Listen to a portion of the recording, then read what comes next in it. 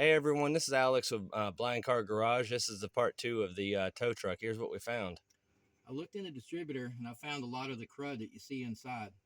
There should be no grease inside the distributor. There's nothing in there to throw grease around.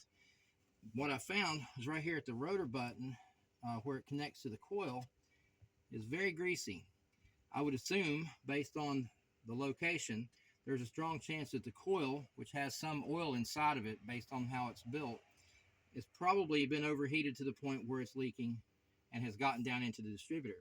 You can also see that there's a lot of crud thrown around in there that shouldn't be there. The distributor rotor button itself over on the distributor, you can see looks like it has stuff that's splattered and spun around also.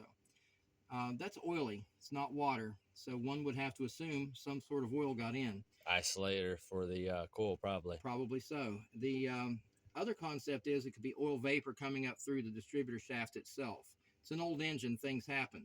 The catch is, it feels more like a thin oil that turned into a grease up top, and there's no evidence on the distributor of oil leakage up through the shaft. And at that, it would just be oil vapor.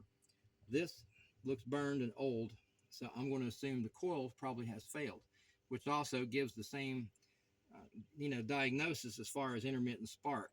And that's usually what fails first on an HEI because the Hall effects is very solid in these, and so is the ignition module. The coils are outstanding. They are, but that's the thing. It's, you know, trying to break a hammer versus trying to break an egg.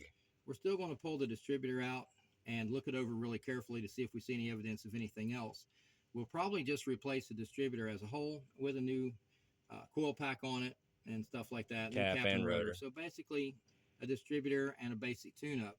This may solve the intermittent fire problem. We may have this truck back on the road. And there is a lot more soot on those terminals than would first seem.